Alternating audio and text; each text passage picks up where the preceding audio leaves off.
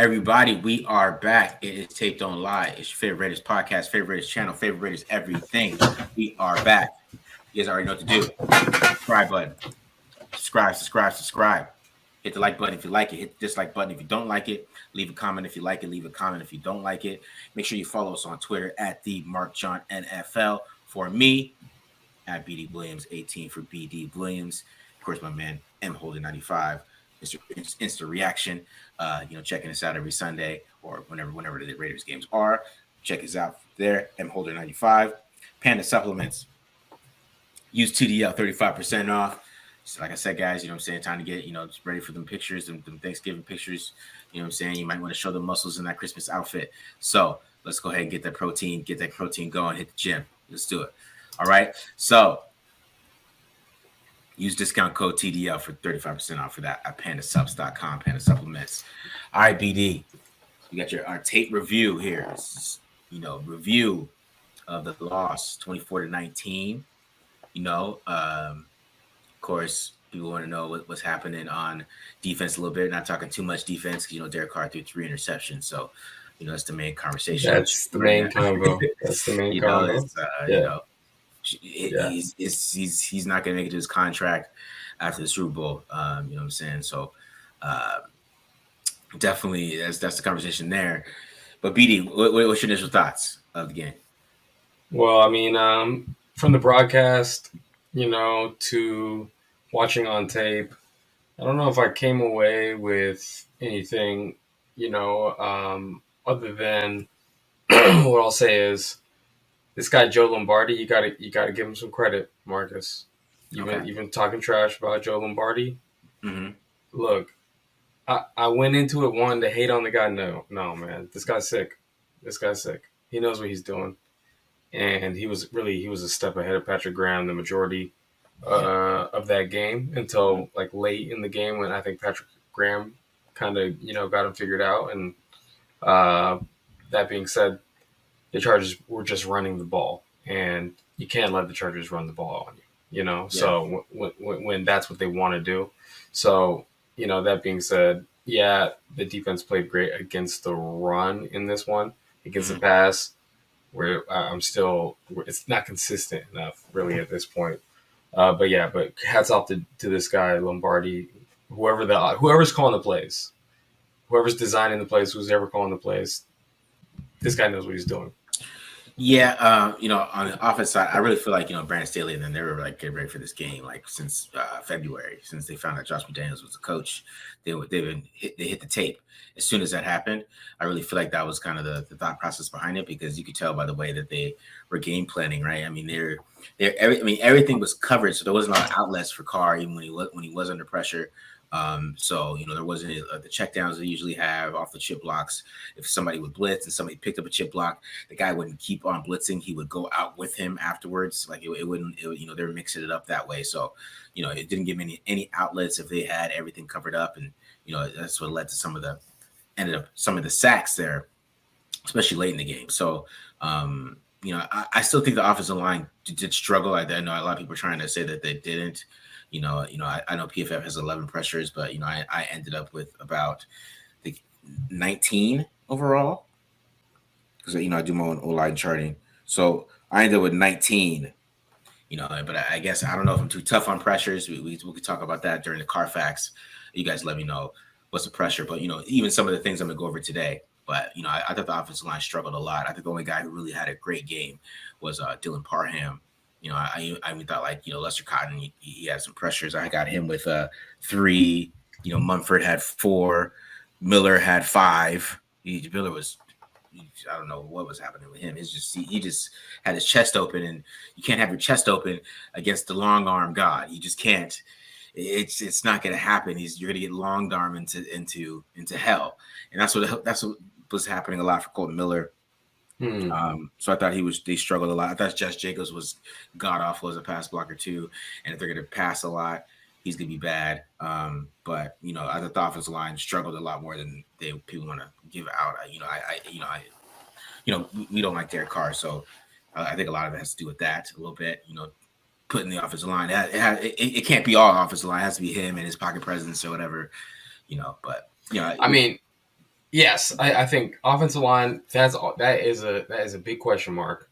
Mm-hmm. But for McDaniels, the whole point of this offense is you get the ball out quick. Yeah. And to your earlier point, if they're covering everything up, that's gonna now you can't hide this offensive line anymore. Derek Carr's gonna have to stand in the pocket. So you know, this is Josh McDaniels gambling on some personnel moves, and we're seeing it kind of bite him in the butt a little bit here. This Mm-hmm. entire game, not playing the core starters on this team. Yeah, Max Crosby had a great game. Did he have a sack? You know, I Yeah. posted one pressure that he had on Herbert that it stopped the touchdown. Yeah. Okay, Nick Robinson. Yeah. right. So that was the biggest hit that they put on Herbert the entire game, other than Hobbs getting called for the late slide thing, right? Yeah. So Mm-hmm. that's the only two times they touched him the entire game. So Jones, Crosby, they didn't have these big marquee like what we were like. Everyone was talking about them in the same breath as Joey Bosa and Khalil Mack. I don't know, Yeah. and yeah, this guy Slater is pretty good. You know what I'm saying? But at the same time, this quarterback also that the Raiders were going up against, this quarterback was able to hit those shots when he moved out of the pocket. So, but it's for the Raiders offense, getting the ball out quick couldn't work. So now we're seeing this offensive line have some issues. Yeah. And I actually think he got the ball quicker than even as his time to throw was 2.4, on some like PFF or something like that. So I thought that he didn't get it wasn't the point that he wasn't getting the ball out quick. I think at times, some guys were just weren't open, and especially if Adams, wasn't open. I mean, he was looking at Adams a lot too. I mean, I don't know why you wouldn't. So I guess it's kind of that's my problem with watching Adams. It's like or like take targets away from him. I'm like, I mean, I don't know about that. I mean, he should at least get 13. I think. Oh yeah, don't no. He needs feed him. I mean, Feed him. if we're going to take away some targets, I mean, let's not go like down to 10. We're talking about like 13 at least. We're getting 13 targets his way. And I mean, because he's fine. It doesn't matter. It doesn't matter what people do, these cloud coverages. I think the line just has to hold up that if Derek Carr does go his way and if there is a cloud coverage, got to give him some time to get somewhere else, right? And, I know people want him to just kind of build some clean pockets and try to run around and make a play. But, McDaniels doesn't want him to do that. And I don't think this offense is kind of built that way. So it's going to be interesting how this goes forward. I do think they got to get the quick and keep passing game going. I think they get Hunter Renfrow going this week. I'm covering Hunter Renfrow today too. So we'll check that out, check out his game and see what happened this past week, why he wasn't involved. I know it's a big thing, but I do say that, we should not take away targets from Devontae Adams. I'm against that. I mean, if we're gonna take away targets, we stick at 13. I'm cool with that. I think 12, 13 a game is a good area, and I think the other guys got to fit in. They got to get in where they fit in. I just I don't know what else to, because even if Derek Carr didn't play, he definitely had one of his worst games in a while. I think overall, if he just accuracy wise, I thought he was a little off accuracy wise too. Definitely was missing a lot of passes he just doesn't miss, especially on deep balls. I mean, he was money in the intermediate area, which I thought was weird. But it was one of the worst games I've seen him play in a minute. But even with that, he still almost threw 295 yards and had a YPA of 8. And I really think that has a lot to do with having Devontae Adams over there, and they were able to stay in the game, yes. right? And it was like, it's a big X factor. Think about it. A lot of that game was a lot of perspective for me.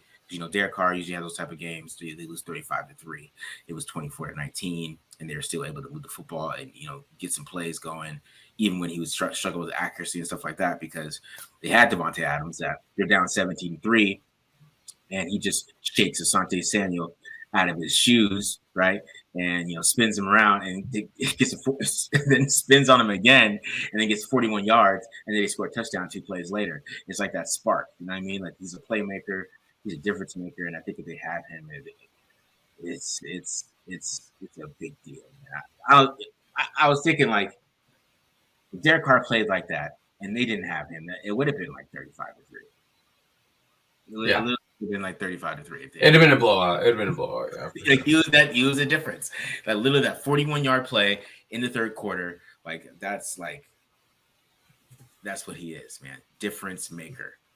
Yeah. And I don't think it's been it's not being talked about enough how much a difference maker he is. Because they lost. So, I mean, so let's put it like this: the two best players in that game, right? Mm-hmm. The three best players. It was Herbert, Mac on their side. Yeah. But then Devontae Adams on the Raiders side. Uh-huh. Right. So, and J.C. Jackson, he was the best DB in that game, and he still was having trouble with this. Yeah, but J.C. Jackson didn't play. I'm sorry. Asante Samuel Jr. was the best DB in this game, but had troubles with Devontae Adams because, like you're saying, he is a difference maker. He's a premier player, and just having a guy who can win on the outside like that, that puts your offense in another echelon. So, yeah, I'm with you. And I kind of feel bad for Mac Hollins too. I don't know why Mac Hollins is out there. I feel like I think they got to get somebody out there that Derek Carr wants to throw to, because I don't think Derek Carr wants to throw to. There was that nice one across the middle though. Yeah, but they used the fourth read, right? Like Derek Carr is basically like this right now. He's going Adams, Waller, Renfrow, and then Hollins is like the last guy. So I think we got to get somebody out there that because I think Hollins he was open underneath on a couple of let's do 5-yard passes, right? But why would you want to throw 5 yards to Hollins when I could hit Waller on the seam, or I could hit Adams on that? It was a lot of greediness that way, but we're getting to that Carfax. We'll talk about that in depth over there, and get some offensive line talk too. You guys can tell me I'm an idiot. So, all right, BD, do you want to start with defense, or you want to get to I can do that. Let's do some defense. I'll start with defense. Start off with defense here.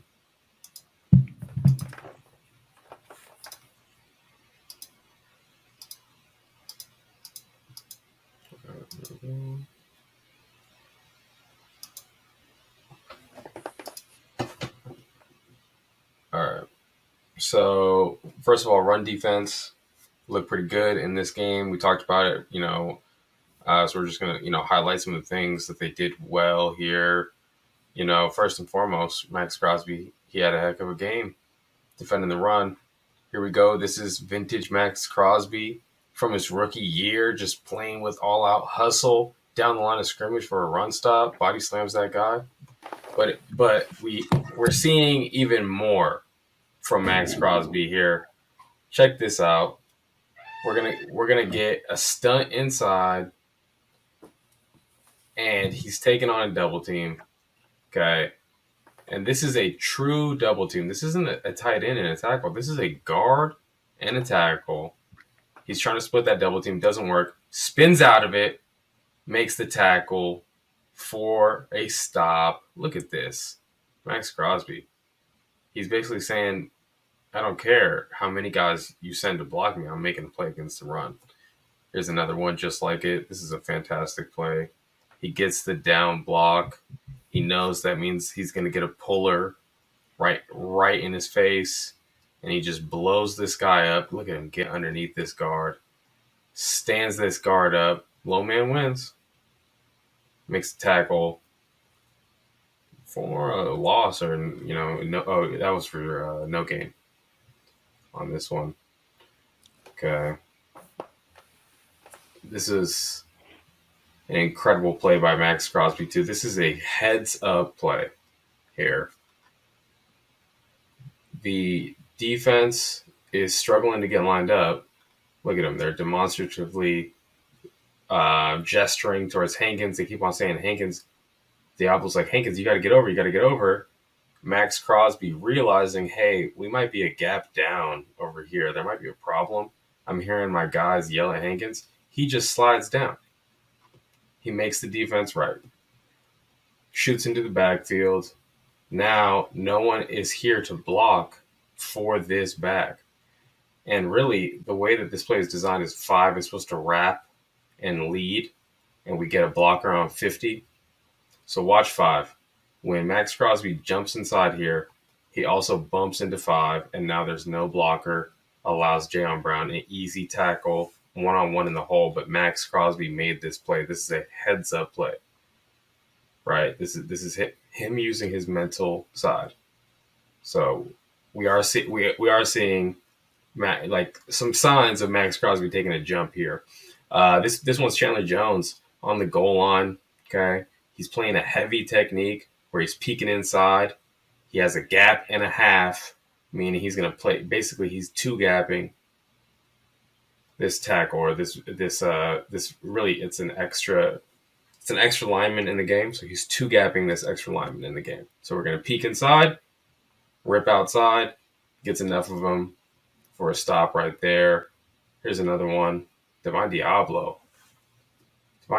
He's showing some good signs here. It wasn't all clean for Divine Diablo, but against the run, watch him. Between Divine Diablo and Denzel Perryman, who's gonna trigger first downhill? Oh yeah, let's go. Meet that running back in the hole. And in years, last year, Divine Diablo would have been waiting back here still, and Denzel Perryman's making this tackle. So that is encouraging to see from Divine Diablo, playing it the right way, playing it the way it's supposed to be played. Here's another great run stop here. I think this one's Billings here. No, sorry, Hobbs. We're getting a blitz off the edge that allows Crosby to rip across. This is called a long stick. He's got a stunt into the B gap here. And then Hobbs is going to blitz off the edge. Great call against the run. You feel like they're going to run it towards the passing strength or towards the tight end. Send Hobbs off that edge. Let Crosby create some mayhem. Draw these blockers over here, right? And then I'm getting to a little squeeze front here. Okay, stop the run. A pitiful excuse for a sneak right there for a fourth down stop. So Josh McDaniels in his presser after the on Monday talked about there were hidden opportunities within plays, that we didn't that didn't come to fruition. It could have been a stop, but instead it was a big play for the opposing team. So we're going to go through some examples of that here, of guys just not doing their job, just like a half step late, whatever it is, and a big play resulting in it. So here's Jayon Brown here. We are in cover 3. We know cover 3. You watch tape, don't lie. We know what cover 3 is. Jayon Brown is the weak hook player. That means he needs to run up this hash, okay, and carry anything vertical that comes across the field. Now, the problem here is Jayon Brown gets a little confused because he needs to turn towards the passing strength, towards the 3 receiver side, but instead he turns the wrong way for a second, realizes his mistake, flips around late, and look who's running right behind him. Okay, so this is Jayon Brown.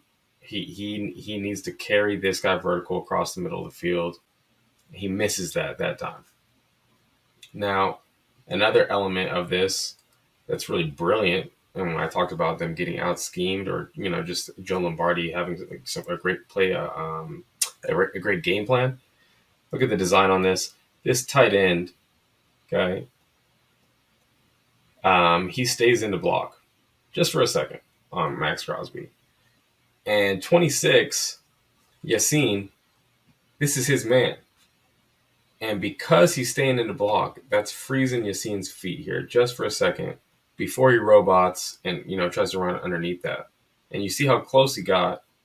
If this guy just releases underneath immediately, Yassine will immediately robot and roll back over on top and try to get into that passing lane.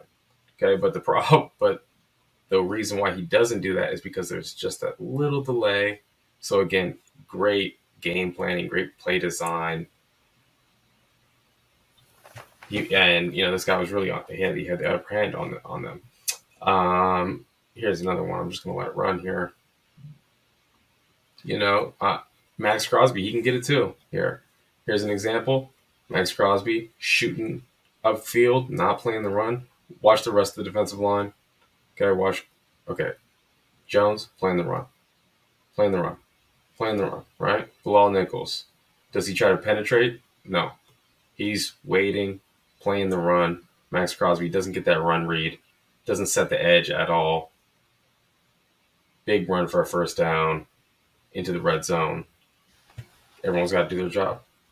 Okay, I'm gonna let this one run. This one just looks like Rock Yassin, corner over. We went corner over. We got Rock Yassin matched up on the near slot. It's a slant, and he gives the slant up. Bam. This just looks like Rock Yassin got beat, right? Yeah. When I'm charting this game, I'm putting down Rock Yassin is targeted on this, but there's someone who didn't do their job. Now, I talked about Devon Diablo playing the run really well. You see he's eager. He wants to come downhill. The only problem is when you're the linebacker, one of these two inside linebackers, when you're on the side of the back and you get the run action away from you, okay, you have to wait. You have to stop your feet. You have to be patient, and you have to sit back here. You have to just edge back just a little bit for a half second. Make sure that the quarterback really does give that ball before you commit. And the reason why is because you want to sit back here in this passing lane, right, and play that RPO. And you see Diablo's length here and athleticism, right? He almost is able to make a play on this, even though he doesn't do his job the right way. But if he just is a little bit more patient and sits back in this passing window like he's supposed to, that's not a play for a first down. Doesn't move the sticks. Here's another one from Devon Diablo. I don't want to pile on him. But this guy, Joe Lombardi, really, he picks on linebackers. So this is Lombardi, not me. Okay. This is almost a brilliant play by the defense. It's just one weak link. Two guys make a mistake here. Now, we're doing a really good job showing we are single high pre-snap. And what these guys are doing, Hobbs and Abram, is they're disguising. And what we're waiting for is this quarterback to really get into his cadence. You see Justin Herbert, you see him, he's giving a little dummy cadence, and then he lifts up his foot. He's really giving a cadence now. His eyes go down, and that's when these guys start moving back into position. Watch Abram, he's waiting. He puts his hands up. Now he's getting back there into the deep half. It's not single high anymore. And then another coverage indicator for quarterbacks to look at is the leverage of the nickel. If he's outside leverage, that's single high. If he's inside leverage, that's too high. So we see Nate Hobbs outside leverage at the snap, or before the snap, pre-snap, outside leverage. He waits for Herbert to get his eyes down. Herbert doesn't see now. He's inside leverage. Okay, so we have the makings of a really good play. We have the makings of some good execution here. The only problem is Devon Diablo. Two things he's doing wrong. First of all, this is the 3 receiver side. We got a back and 2 receivers. We need to run down the hash, not down the middle of the field, down the hash, okay, to the 3 receiver side, okay? So right now he's just running down the middle of the field. He's not running to his landmark. So that's one knock on Diablo. The second thing is this is a vision defense, okay? That means we got to get our eyes on the quarterback. Diablo, he spends way too much time. Look, he's staring at him. Yeah, that's your guy. He's past nickel depth. He's past the depth of the linebackers in the corners. That's your guy. Get your eyes back around now on Herbert, but he's just looking at him. He's staring at the receiver. Never sees the throw, and that's a big time play that he gives up. The other guy who makes a mistake here, really, I don't want to dwell too much on it, is Trevon Merrick. You see him here with his break. We just don't have a clean footwork, really. So disappointed to see this from Trevon Merrick because I was anticipating him making a bigger impact on a play like this. I thought that this was right in his wheelhouse. We see him here, okay, when the ball is thrown, okay, we're getting ready to break. 1, 2, 3, 4, 5 steps. Nowhere. He's going nowhere. He's at the bottom of this little A right here. 1, 2, 3, 4. However many steps that he takes, 4 or 5 steps at the bottom of that A, does not move an inch. We gotta put one foot in the ground, gain ground on our first step, and maybe he makes a play right there. So again, missed opportunities. Guys, do your job, and we're in a better spot. Here's another one. Guy not doing his job. Anthony Averett. We're in cover 3. We have an adjustment where we're going to pass off, these routes down here that guys like to do. Everyone likes to do this across the NFL. Run Yankee down the field, crossing routes, off play action. Okay, so NFL defenses, they all have adjustments for it. Right now, Averett and the rest of the defense, what they're doing is he's going to pass off this crosser, and then he's going to run underneath and stay underneath this crosser. But unfortunately, he's a little late diagnosing. You kind of, if you get this big cross, you should probably get your eyes over and look for somebody coming back your way when you're in cover 3. That's something that they're going to have to just work on and get better at. But anyways, Averett doesn't see this one coming back his way. He's supposed to be underneath this. He just gives up a huge play. Credit to Abram getting all the way from the middle of the field past the numbers and making this a contested catch, but still a great catch from that receiver. But that's on Averett. All right, let's look at this one here. This is another one where I think they're just a little confused. Well, actually, here. We started off with quads, then we motioned back over. So now it's a three receivers over here, 2 receivers over there. And I just don't think that they made the adjustment. I think they stayed in their quads adjustment because we see Diablo pushing over here to this hash when really he needs to be on that hash. So, just little things putting these linebackers in conflict. Definitely don't want to make it seem like I'm down on Diablo. They do this. They do this. And, so those guys know next time going up against the Chargers, hey, we're going to get picked on. We got to, really tamp down on our technique. So, really the standouts, Crosby obviously had a great game against the run primarily. There were some up and down pass rushes. Obviously, he did get some pressure, but wasn't what we're accustomed to. So, overall positive game from Crosby. Hobbs had a really good game in coverage and against the run. He's playing multiple positions in the secondary. So that's pretty cool to see. There was even one where he dropped into the deep half. So they have some coverages, some wrinkles for Hobbs specifically. So that was also another cool thing to see. All right, man. Yeah. Interesting to see some of those breakdowns in coverage. Especially way it's breaking down. And it's not seen as as a breakdown in coverage. It's just seen as a great throw. So kind of see how some of those things are still breakdowns and coverages, because even if Divine Diablo has his eyes back at the quarterback, he might be able to make some kind of play on that ball too if he reads it correctly. So but that's what happens if you have your head turned like that and you're not able to get there, or you're not looking back at the quarterback, especially in the zone coverage. So in the zone, it's like I said vision. I should have said zone, but your eyes need to be on the quarterback. Period. Yeah, so. Yeah. The difference is like that's what Drew Tranquil did. Made kind of different type of play, right? It's true, right?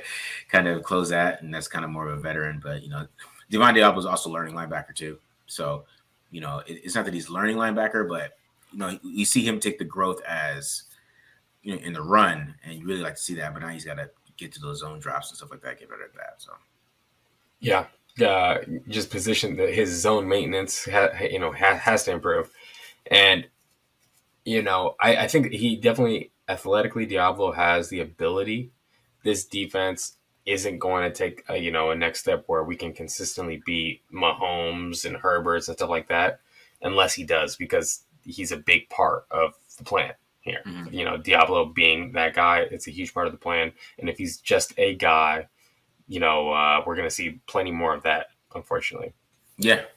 Hopefully not for that. Any other thoughts on the defensive line or anything? I know Bilal Nichols, when I watched, he looked like he was getting washed like crazy. He didn't really have an impact. Yeah, Nichols, he was involved in some stuff early, some pressures, some moving guys around, whether that was against the run or against the pass. but getting to the backfield, I saw a little bit of that early, but it definitely waned. And then against the run, he didn't look good. I think he had maybe one play against the run. Mm-hmm. You know what I'm saying? I'll go through my charting later and I'll share it with everyone. But he definitely didn't look strong against the run. Kendall Vickers also looked really weak against the run. He was getting double teamed and just washed around. So, yeah, I don't know what they're going to do about 3 technique, but Billings looked good. Hankins looked okay. Mm-hmm. And obviously they stopped the run. So it's not, it's not like a drastic worry or need right now. Yeah. But I would say, I would say maybe thinking about getting a little bit more of a rotation in with allowing Kuntz to play, not just like 4 snaps in the third quarter, Yeah. And maybe keeping Chandler Jones a little fresher throughout the game. Maybe we see more of an impact there, because when Kuntz was in the game, they got to stop. Yeah, I saw that. Yeah. So it's not like he was a liability out there or anything. Yeah, and Chandler Jones played a lot of snaps. He played a ton of snaps in this one. Yeah. Yeah, that was a little surprising. I don't know. Yeah, I would think that he would play a little less for sure. Mm-hmm. Especially early on in the season, Right. I don't know. Who knows? All right. Any other thoughts on the defense, PD? No, I'm gonna go through. For the fans out there, for the audience out there, I'm gonna go through a good portion of this game for the tape watchers and up. At some point, probably tomorrow night, I'll probably do it. I'll put a post on YouTube so that the premium subscribers can see, and plan their evening around this film watching. It'll be a long one. It'll be a long one, right? Yeah. Long one. And then of course, I'll do my Carfax too. I don't know if I'm gonna go live though, but I'll do the whole Carfax Friday, and then I'll do the members get the whole one, and then of course, I split it up. Give it to everybody. You know what I'm saying? But you're not getting all this work for free. You're a generous man. You're a generous man. You know what I'm saying? I cut it up for you. Yeah. So the offense. Let's get to the offense. We're gonna get to the question: what happened to Hunter Renfrow? I mean, that's the biggest question everybody wanted to know was where's Hunter Renfrow? We gotta get Hunter Renfrow involved. Let's get targets away from Devontae Adams. So we're gonna get into that, and then of course, to show off a little Dylan Parham. I thought Dylan Parham looked excellent, and we're talking about draft picks, and if they're gonna hit a 3rd round draft pick like this, because if he's looking like this in year 1, right, in game 1 against some of the best pass rushers. I mean, I know the interior isn't just like something to go home at. It's not Aaron Donald or nothing like that. We'll see that. I don't know if JJ Watt's gonna play this week, but he's got some better players coming this week. But he looked really good. So definitely go over him a little bit. So this could be why he is looking like a special player, in my opinion. All right, let's see what you got here. Let's check him out.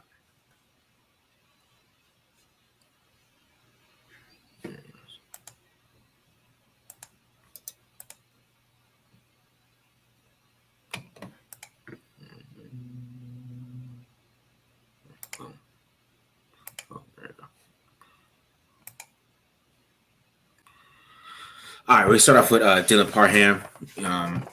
Like I said, when I did my blocks, I didn't have any blocks for him, blown blocks, I just like to say, or missed blocks, whatever you want to call it. Didn't give up any pressures, and I think he was just clean the whole game, just really clean. Definitely the best lineman on the day, and that's what I'm saying. His rookie, his first start. I don't know why they pulled him. That was crazy, but hey. They wanted to mix it up. That's what they want to do for right now. I can't control. I have no control over that. But let's go ahead and watch some of this. First play of the game right here. All right, they got a little stunt going. Right, if he does a good job picking it up, switching off. Right, and then getting. What I like is he gets low again. Right, so you go back a little bit. See, right. Still able to get his hands inside. He's got a high paddle, but then he gets back low underneath, right? It's a great job right there. That's what I was talking about. Is this a pressure? I don't know. You decide. I mean, he's boom. Is that? I don't know, BD. You tell me. I wouldn't give that as a pressure No. to Nah? All Argos. right. All right. Argos. All right. All right. Here we go. So next one.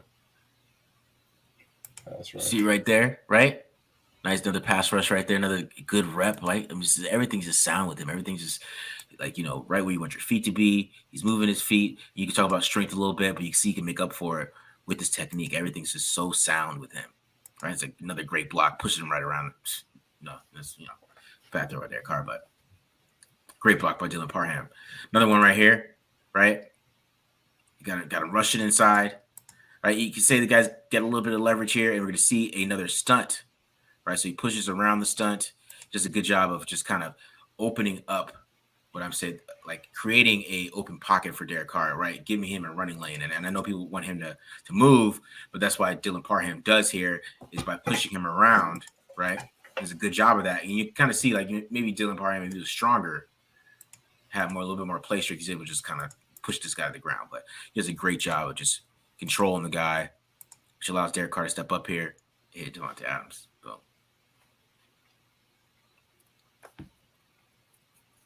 Who's a bad man? This is a bad man right there. All right. Sure. Again, right here, Dylan Parham again. He just said the great pad level. He's already seen the pad level. Already see he's ready to engage. Hands inside. Gets a good little anchor there, right? Able to push the guy around the pocket. Give Derek Carr enough room to throw. Hit this right to Devontae Adams. Big play. Watch that. Coming back to it one more time. So he was just clean all game, man. It's just this is a rookie. You know what I'm saying? This is a rookie. His first game of the year, right? This is a great anchor, right? And you talk about the play strength. I mean, you see the technique, though. He's still not able to get pushed around where he's still able to get a little bit of control. It's not maybe the prettiest anchor you can see, not able to build a house like you want, but it's a good job right there. First down. All right, here we go. Another one.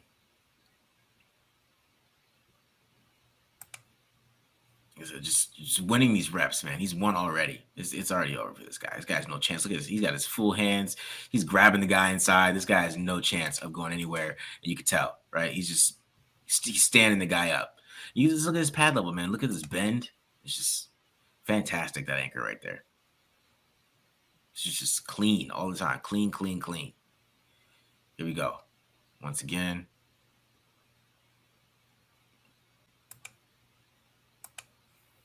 He pushing around, picking up another one, right? Picking up another stunt, doing a good job. Another little TE stunt right there. It was a good job picking up Bosa right there. Mac almost takes his leg out, breaks his leg. But you just see the talent right there, man. Look at that talent that he has as an offensive lineman, right? And he might have to play guard this week. Center this week because Andre James, if he has a concussion. I thought James played well. I thought James actually played pretty well, actually. I feel like that might be a little bit of a big loss in my opinion. I thought he played pretty well at center. But see with Dylan Parham, it's just official. But the exciting part of Parham was the run blocking, which is something that I was worried about at left guard. We're going to see him just move some of these guys with ease, man, and it's just nice. So here we go, a little outside zone right here. Look at this nice reach block. He's getting there, right? Oh, yeah. Pushing this guy. Look at him pushing 69. Where's he going? Oh, yeah. All right. Look at that nice block right there. Creating that hole. Just no chance. Great 69, right? Great job by Parham there.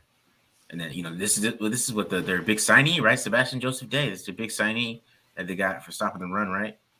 And Parham was just kind of abusing him a little bit in the run game, and that's what I'm saying. They didn't run the ball enough. We didn't talk about that, but look at that. Just move him like this, right?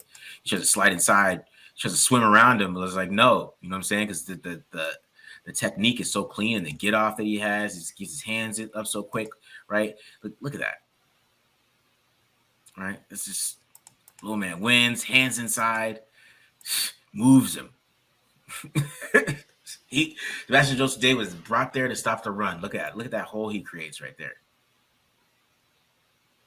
All right, let's go back again. I did not see this as a strength of his, you know what I'm saying? And he's going up against a player, like I said, is supposed to be very, very good against the run, right? Sebastian Joseph Day.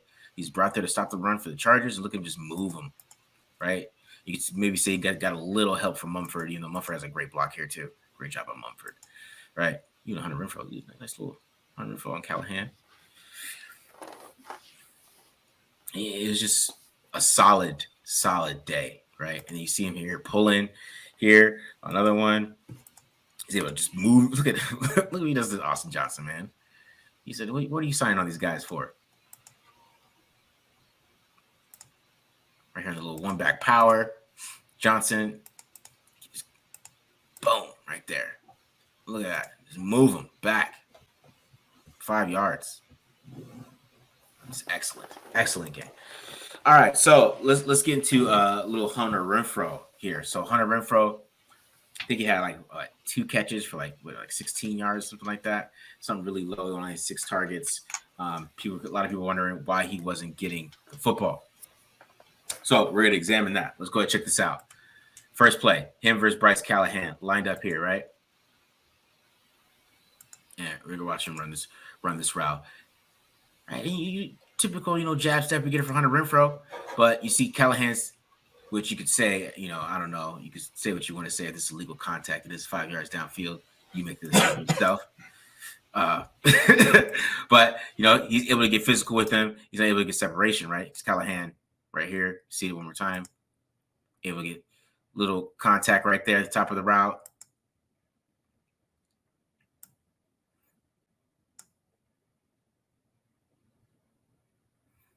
All right, he's just not there. Just not there, right? And watch it one more time in slow motion. And you see the typical jab step. It just doesn't get Callahan to move, right? I don't know. I don't know the legal touching rules. You tell me. That's 5 yards downfield. All right. Here's another one. We talk about him not getting the football. I mean, they also did some bracket coverages on Renfrow. So, I mean, they had a game plan to kind of neutralize him a little bit. So you got Callahan on him with the inside. You see the bracket coverage right there. He's not getting this ball in the red zone, right? He ain't nowhere. He ain't going to Renfrow. All right, here we go. Another one. Renfrow. Lined up. Against Bryce Callahan. You see, he tries to give a little bit of move there. He's running the same routes he used to, man. It's not like he's looking slow or anything like that, but Callahan's is right there. I mean, it's not, you know what I'm saying? It's really nothing. Strapped. He's strapped. Yeah, it's not really, I could explain this. And you see Callahan just playing it perfect, man. He's giving it to him right there. Look at that. He's even got him on the move, little jab step, but it's just a transition. And then Callahan able to stick with him, right? Here's another one.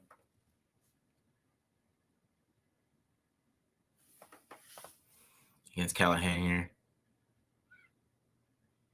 Lined up inside. And so he's even giving his little hop step. He's got outside leverage here, and he wants to get outside. Now, usually this is an option route, which I kind of thought this was interesting, that when you see here, you have this outside leverage, you didn't go back inside with all this room. He still tried to get back outside, but the route that he gave him just didn't work. Even with the little hop step, it doesn't matter. It's not there. He's strapped up, and Derek Carr can't throw that ball anywhere. So watch it again here in slow motion, right? Just nothing really. He's not moving, he's not really going for anything. He's able to play him straight up and have confidence with it. And that's really a lot of the reason why he didn't get the ball. We're watching it right here. There's another one. Inside him. So I'm talking about, like, what he's getting followed too. He's getting followed here a lot. Right? Playing a little cover 5 they like to play. Play a lot of cover 5, to be honest. And this time, he has inside leverage, right? So he's playing the inside. And then, this is actually a pretty good route from Hunter Renfrow, right? Because he gives a little jab step, kind of fake inside, kind of get outside. But Callahan is still all over him. Ends up falling. Nothing Undercuts there. it too. Yeah, Mm-hmm. beautiful coverage. Yeah, so it was like this all day. It was like this all day for him. But Renfrow did get him once, right? On the big fourth down when they really needed it. That's what I'm saying. You still see it, but Matt Holt talked about this on the instant reaction. You saw a little soft shoot, so kind of a little bit of off coverages. He's able to get his work, and we're not able to get your hands on him and stuff like that. So, yeah, I mean, it was just Bryce Callahan. I mean, there's really nothing really I could explain other than that. It was Bryce Callahan put the straps on him, and I don't think that's going to happen every week. And I think that has a lot to do with the passing game too. I think that took away a lot of options. There was a couple plays that Renfrow could have been thrown to, especially the interception. But we talk about it on the Carfax a little bit. But Yeah, I thought Renfrow he hit the straps on him, man. It was a long day for him. I mean, he usually doesn't do that bad against Bryce Callahan. I don't know. I think just Callahan was ready for that matchup, and maybe probably as I'm talking about it, I felt like the Chargers were getting ready for this game since March or April. Like it was like part of the game plan. They had a game plan day like every single day for this game. I mean, Raiders should have been doing that too. I know. I mean, I'd be surprised if they weren't. They were clearly outcoached. They were outskinned on defense. Mm-hmm. On the defensive side of the ball. But going back into it, like you're saying, if Renfrow beats Callahan on film, going back the last few years, when he was with the Broncos, and he probably played him against when they were with the when he was on the Bears, right? Mm-hmm. So if he beats him on film, you don't go into this week worried about Callahan, right? Yeah. So Callahan really stepped up, but he's played really well throughout his career. But I think he had like some down years, maybe he had some injuries or something like that. But he's coming back up to that emergence where he was back in the day when Staley was the probably like defensive assistant or something like that over there at the Bears. So he used to be playing like this. Now we're seeing him playing like this again. Going into the next matchup, McDaniels is going to have a better plan. Period. Yeah, because you're right. I mean, because the past couple of years, Bryce Callahan has not been able to stop Hunter Renfrow. I mean, I think Hunter Renfrow had a touchdown against him against the Broncos last year, I believe. I think on that one of those routes, he was able to beat him there. So, that was probably one of the most interesting parts of that tape too. But and also they just created kitchen sink at Derek Carr, and I don't know why they didn't like try to run the football this game. It was crazy to me why they didn't try to keep up with running the football. I think they tried to come out and put on a show. I really felt like McDaniels was really cocky with it too. I think McDaniels thought that he was going to come and cook these guys. Like I cooked these guys with Matt Jones. I got Derek Carr. This is going to be some home cooking, and I think they got. Yeah, I would say in the first half they definitely got outcoached. That was they were not prepared at all for any of that. No. They were not prepared for any of it, right? I think they adjusted well, which I think is a good sign going forward. They did adjust. They did adjust well. Yeah. Right, and I think it's going to be a great sign going forward of adjustments. We're not used to that as Raiders fans, to be honest. I mean, we're we for the past 4 years, it's no adjustments, no nothing. So, I mean, we saw some great coaching there, but I think the preparation for this game was a little different. I was expecting to see a lot more short passes, in my opinion. I feel like they tried to come out and go for the jugular, some seam routes to Darren Waller, and throw it up to Devontae Adams, and it was more of that. And Devontae Adams was open underneath all game. Like they had like 5 first downs off little option routes. It's like you could have threw that like. Every first down, you could do option route. You just kept throwing option routes until they stopped it with Devontae Adams. Yeah, they could not stop Devontae Adams with option routes. I don't know how you do. I don't know how, to be honest, because if the way that teams play zone defense is, I mean, if you put Hunter Renfrow next to him, you got to make a choice. Like who you put? You could put a linebacker on him. I don't see. I think they got to put Adams inside more often and let him work underneath too. And I think that he could, those juke routes, like the wide jukes, I mean, I don't think you have to save those for Hunter Renfrow. You want him to run those too, man. You want him running Z Juke. You know what I mean? Like that's Yeah. you want the best route in the league running Z Juke on a linebacker. You know what I mean? Like you know what I'm saying?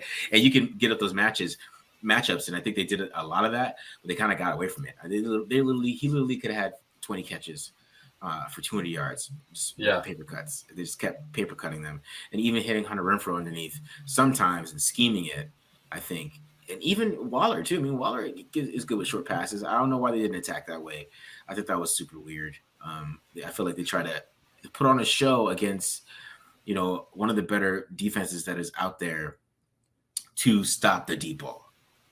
You know what I mean? Like you like this team is built to stop the deep ball because they're basically Staley is saying you are not going to have enough time to even get there in the first place, right? So you're gonna have to beat us underneath, and I think you got to take what they give you, and I think they have a lot of great schemes for that, and they didn't get to him. And we saw Adams run them all the time, and he's literally every time he caught a choice route, it was a first down.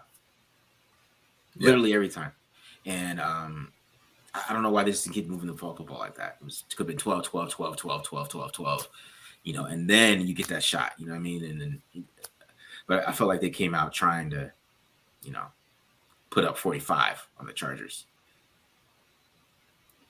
Yes.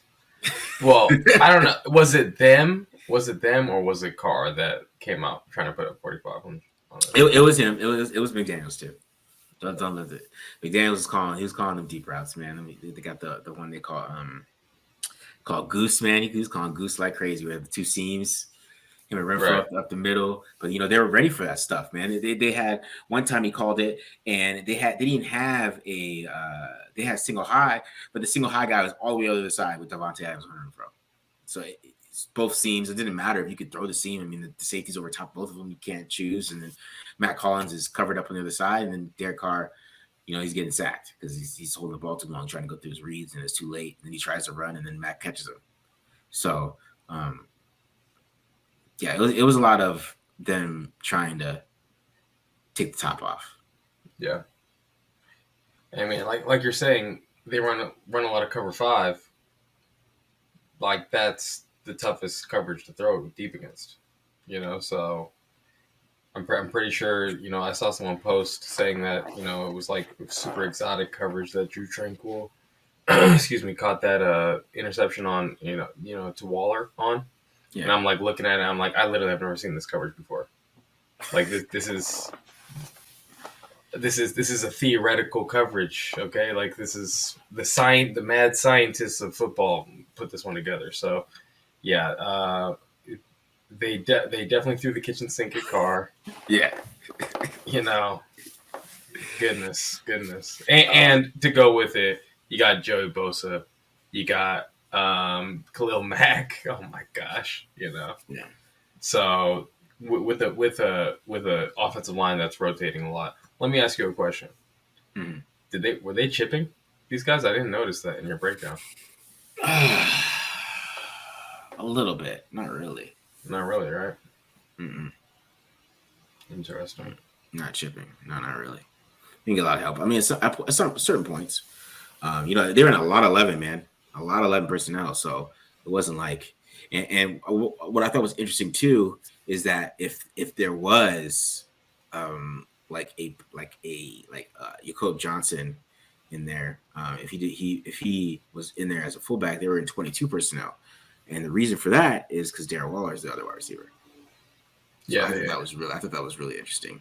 He doesn't run 22 personnel like that. He ran that a lot. It was like I think about 8 times, and I mean that's the reason. Like he wants Darren Waller out there as another target too. So I think Waller's going to get more involved before Renfrow. I'm going to be honest with you guys. I mean, Waller is definitely. I mean, the two key guys in this offense are Darren and Davante Adams. I mean, and those guys are going to get most of the targets. I think Renfrow's got to fit in where he's going to get a lot of the underneath stuff and things like that. But he's got to win those matchups too, because right? Because if they start locking up Adams and they start locking up Waller and they game plan for them and they start playing those crossers like the Chargers were, I think Renfro's got to get open. He's got to get open underneath. He's got to be winning too. So they need him to win, and I think a little bit of difference too. Really, from a defensive standpoint, if you can play man right on, two of their guys, now you can call some coverage, and do some things with the Yeah. rest of your guys. If you can Uh-huh. just like to the backside, you got two receivers, you got one receiver. The defensive backs over there need to cover that guy man to man, and they can do that. So the Hunter Renfrow not winning never forced them to change, Mm. right? Like they Yeah. could keep on playing the things that they wanted to play, and if once like you're saying, when Renfrow wins, they got to adjust. Now Waller's wide open. Now Adams is like, oh, they messed up, So Yeah. yeah, that completely opens up the offense. So I'm fully confident Hunter Renfrow is going to have a bounce back. We're going to Mhm. see Hunter Renfrow more and more involved. How much of this do you chalk up to the offensive performance? Obviously, Carr throwing all the picks. How much of that do you chalk up to him being like first year with a new staff and learning all these new verb? Like, is this a mental thing? I don't know. I don't think it's a mental thing. A lot of it is just he was aggressive. I mean, his average depth of target was 10 yards. I mean, I don't know. I don't know if that led the league, but I'm pretty sure it did. We're in a too high league right now. If you're throwing 10 yards a throw, I mean, you're making your life tough on yourself. You know what I'm saying? Like, these guys are coming out to build to throw the ball, to stop the ball deep. I mean, Justin Herbert was his average depth of target was 7. So we show all the big passes that he threw, but he was a lot of short passes too with him, trying to keep them in schedule or whatever. We didn't see that from Derek Carr. We didn't see the short passes to keep them on schedule. No. And we did. They were getting 12 yards. You know what I mean? That was the part that was bothering me a little bit. Is that when they did make those throws to stay on schedule and the good throws like that, they were moving the football consistently, and yeah, in the intermediate level, he was chopping them up. He was. I mean, I didn't have a inaccurate pass from him in the intermediate level, so I mean, he did well there. It's just that when you want to play football like that, you got to have time. And these too high league, I mean, you're not getting the single high looks that you're getting before, so it's going to be tougher for you to hit those throws consistently, and accurately too. I mean, those are tight windows throws you have to make. It just makes it tougher for you to stay that aggressive all the time with the way the league is, especially when you look at all the good quarterbacks to play last week and you look at the numbers like, oh my God, this guy had a rating of whatever. It's the short pass guys. The guys are throwing short passes. They all look great. Josh Allen do a lot of short passes. Looked awesome. You know what I'm saying? And then he would throw a deep ball. Same thing with Justin Herbert did. Throw little sharp passes, then he roll out, throw a deep ball. Everybody's like, oh my God, all he throws is deep balls. You know what I'm saying? And that's all really it takes. And then, you look at Joe Burrow, you look at Matthew Stafford, and you look at Derek Carr, and they're out here trying to Gunslinger. they're out here trying to put the world on fire still, and hold the ball and trying to he's still trying to throw 200 yards and throw into the covered honey hole with Cooper Kupp, still trying to fit it in there, and holding the ball, and Joe Burrow's throwing 4 interceptions, trying to hold the ball and trying to make plays. So the league's changing. I think it's Derek Carr, he can play within the offense. He doesn't have to be aggressive anymore. They're not playing the same coverages against him either. I think he has to realize that too. That the league respects you now, bro. So you're not gonna get those cover zero. You're not getting the cover zero disrespecting looks. Yes, you're not getting those things. now you're getting the graduate, like the PhD level stuff, where you're gonna have to pass around these looks to people like, what the hell is this? Like, what is this that they're doing on deep? Yeah, that's gonna happen for sure. I mean, obviously that's what the Chargers did, so they obviously respect him a ton. It's I guess encouraging in some sense here. Like, they were in a place offensively where they could have gone down, like they were in a shot to like go for the win, or Mm-hmm. So we got to see them like take that next step. Obviously, like that's like the only thing that this game is missing. Yeah, and it's funny. I mean, that 3rd and 3 play. I mean, that play is kind of on Renfrow too. But I mean, it's like he wins so late. Like Derek Carr comes off of him, and it's frustrating. That makes that play because they call his number. Because I mean, he was getting isolation 1-on-1s. He was really the only guy, like especially in the second half when they're trying to shut down, especially after Adams did that to Asante Samuel. They were like, no more of that.